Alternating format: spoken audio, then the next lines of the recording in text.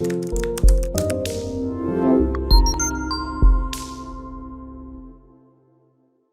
is Valerie Van Boeven with the Senior Care Industry Netcast, where leaders with 3 or more years of experience in the senior care market share their advice. So let's get to it. In a few sentences, tell us who you are and what you do.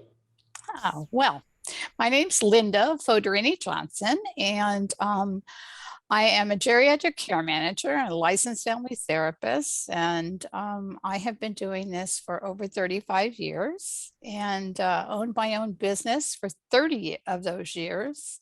And now that I'm semi-retired, I do some consulting, some teaching, some support groups, and I'm a recent author, so promoting my book. Yay, and we're going to talk all about that. Well, and of course, you've been around for a long time, and I've been around for maybe half the time you've been around, or I don't know, 20 years.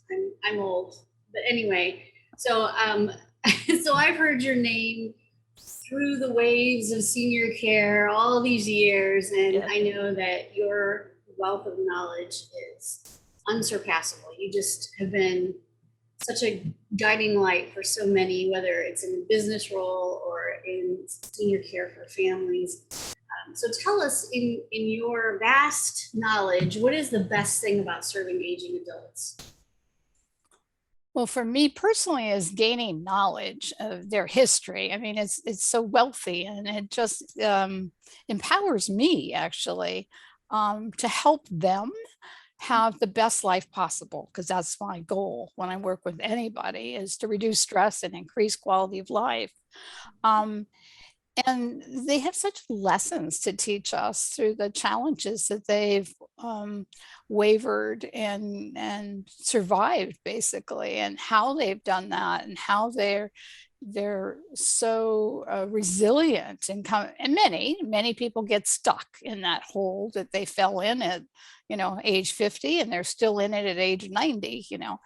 And I can use sometimes my counseling skills and get them beyond that. But so that's very important. And then working with adult children of aging parents who are just totally overwhelmed and have no idea and no clue, just to give them some hope and that life preserver that gets them to take care of themselves so they can take care of their parents. So I think I get a lot out of, I even cried the other day when I did an intake, and this woman was concerned about her own memory and how she got a hold of me. I'm going to be able to help her through the whole journey.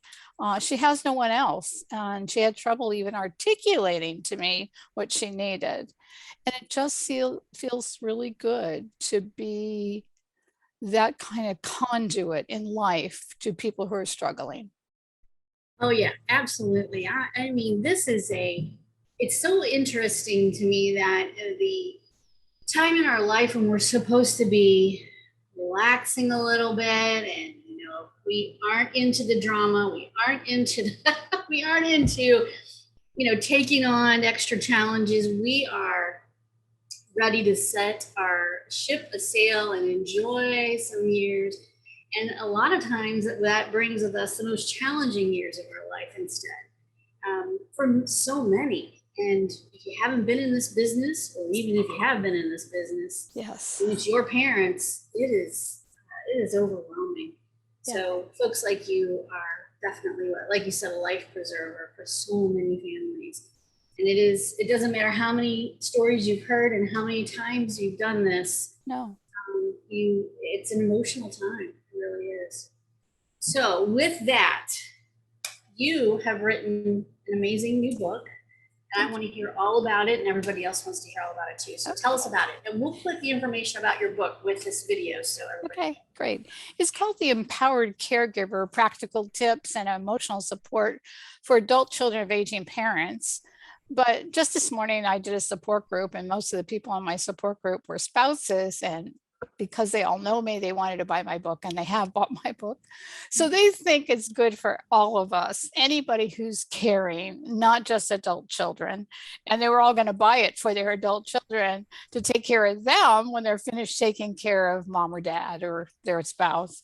So I wrote the book. I started it for 10 years ago, but I was running a business then. I completed it in my post-retirement first year. Um, I wanted it to be succinct. I wanted to get to the issue and not be words and words and words. I've read lots of caregiving books and they're all great, but they have too many words in them.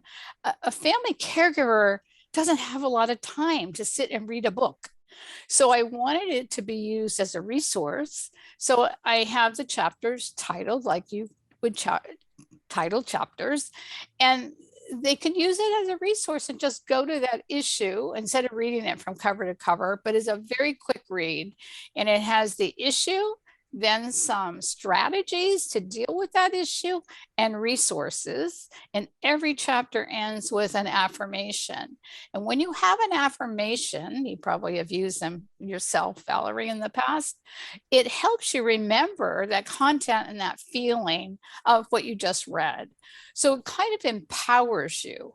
And in my chapters that are dealing with the aging parent or family conflict, I give scripting because a lot of families just don't know how to say it. They're always trying to reason with their family member.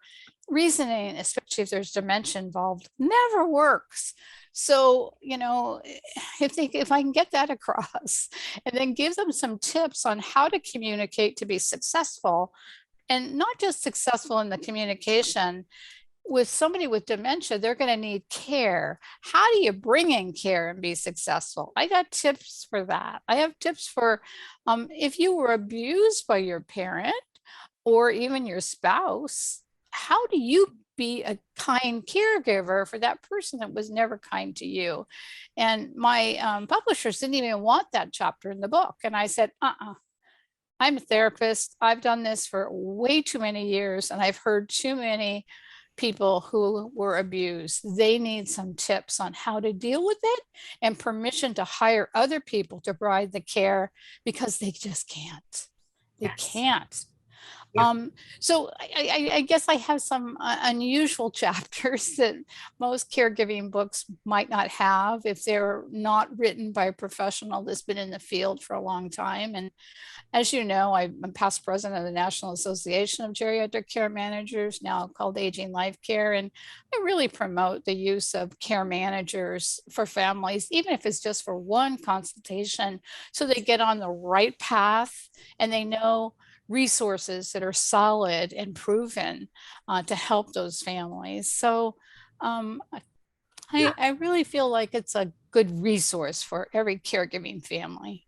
Well, I would totally agree with that. And I'm glad you included those unusual chapters that other people wouldn't even think to include. It does take a good therapist to recognize and understand the importance of that because there is so much dysfunction.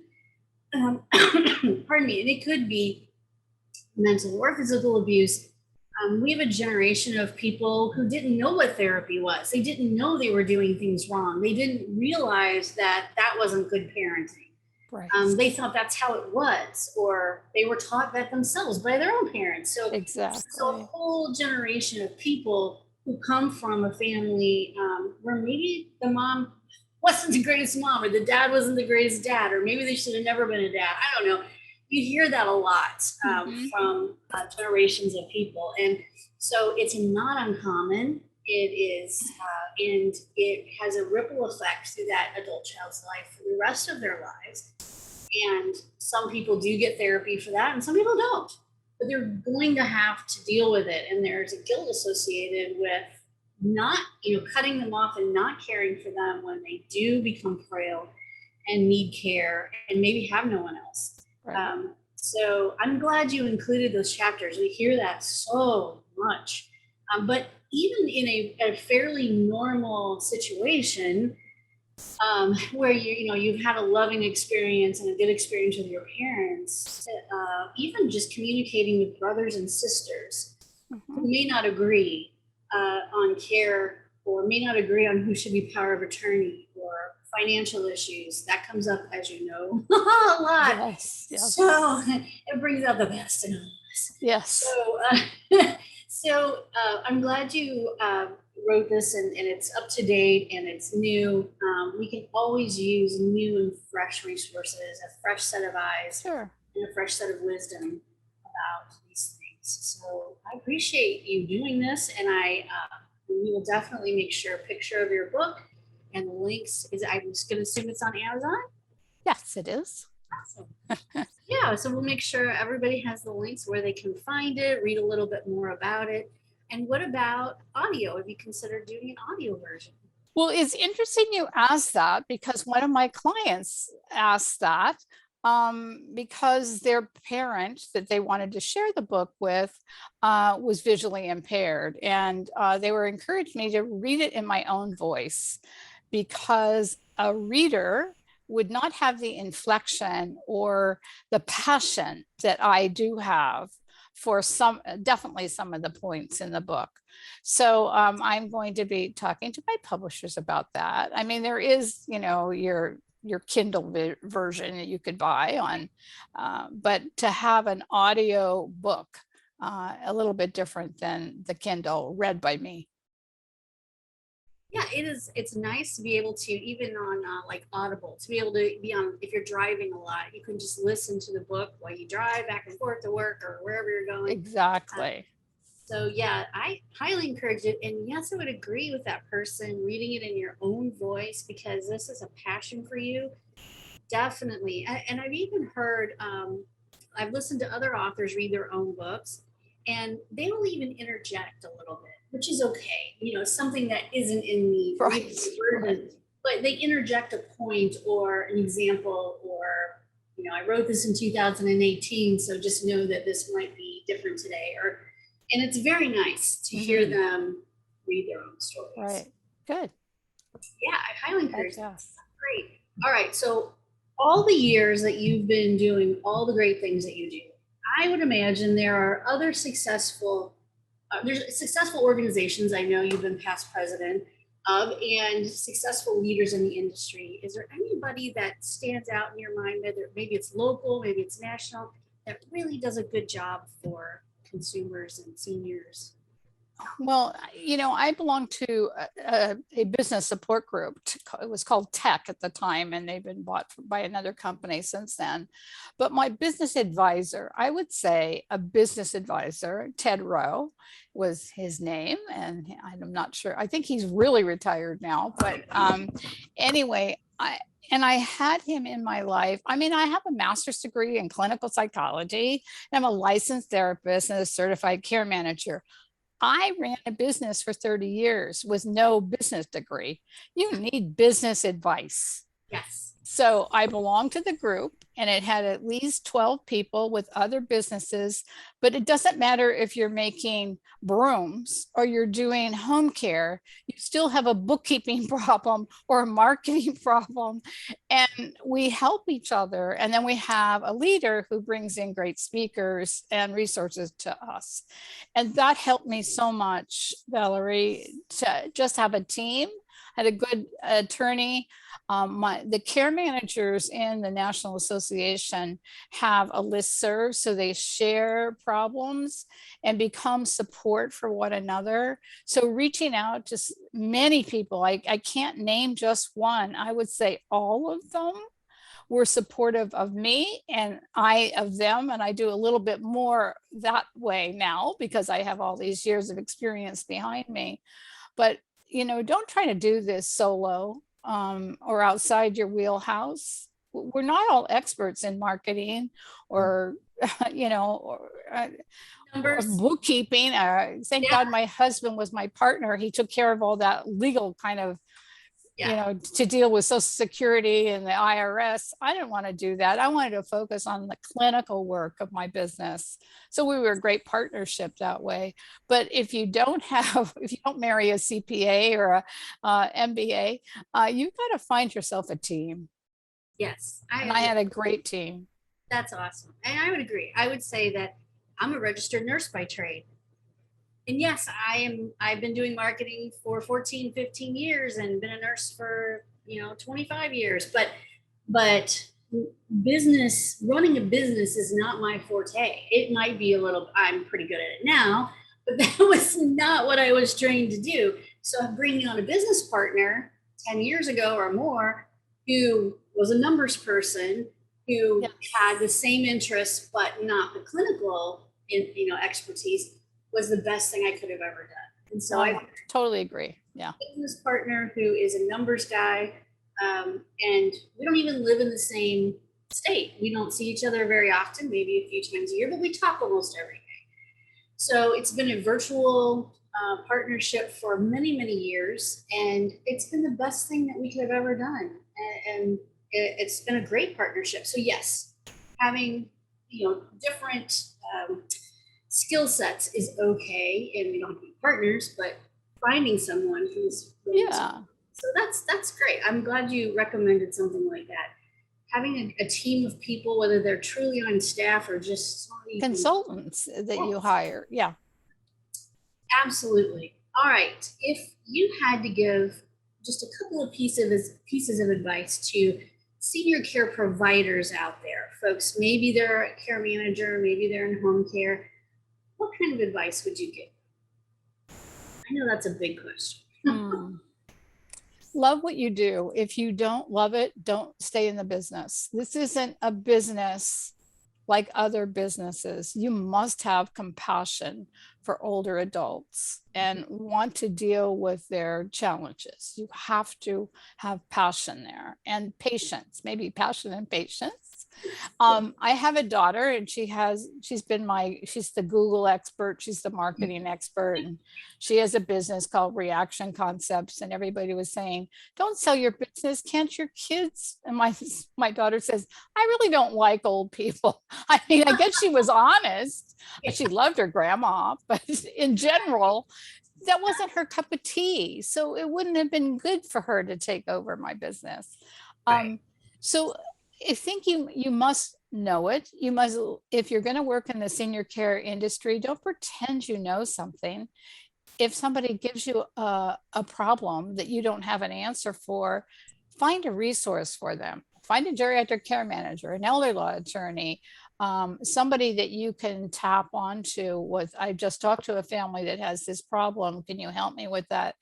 I've heard from so many families that have gotten advice from the senior advisor or the housing placement specialist, which is totally wrong legally, that got them in trouble, financial trouble, because they took the advice of somebody who wasn't an expert. So you can work in the senior industry and love it and love the older clients that you're working with and their families, but you're not an expert in all areas. Just find resources for those families, because no matter who you are, if you're the CPA, the attorney, the geriatric care manager, the LOI attorney, those clients are going to turn to you for advice that's not part of your expert knowledge. So you always want to refer out to the other experts in the community. I would agree. Don't be the jack of all trades. It's okay to be a jack of all trades with regard to resources. Knowing a lot of people in your community, knowing where to turn someone when they need help in a certain area is great. But yeah, don't give out legal advice if it's not your degree. No. You're right. And financial advice is so tricky in this world. Yes. It can cause so many challenges if it's done incorrectly. So yeah, you're right. Thank you for those words of advice. Refer out for sure. Yes. Passion and patience. Yes. Okay. Last question is supposed to be a fun one. When you have a win in life or in business, how do you like to celebrate? Like the day you received your book in your hands, your baby in your hands. How did you celebrate? Well, I had to wait about a week, and then I gathered about 12 people who have really promoted me in the community all through my career. Just, somebody calls and said, Jack Smith told me I should talk to you and nobody else. Yeah. Those kind of people. And they've been in my circle of supporters, I guess you would say, for a long time. So there was only 12 of us because it was on a spirit of the moment. The book came and my family was saying, you've got to do something. Yeah. So we had this lovely dinner at a lovely Italian restaurant, and I made sure we could eat outside. So those that are, still a little bit afraid of COVID, which we all should be safe. So we had a lovely, lovely dinner. And when I was running my business, that's how, when the numbers were good, the number of people would report the numbers were good, we would have celebrations. We had lots of celebrations, and also making donations as a way of just being thankful of what's coming my way to give back someplace. And all the time I ran my business, whenever there was a crisis from 9/11 to earthquakes, we would match all the donations of our employees. So that's not really a celebration, but it is our values, and extending values, I guess, is a way of celebrating life, actually. It's about being grateful. Yeah.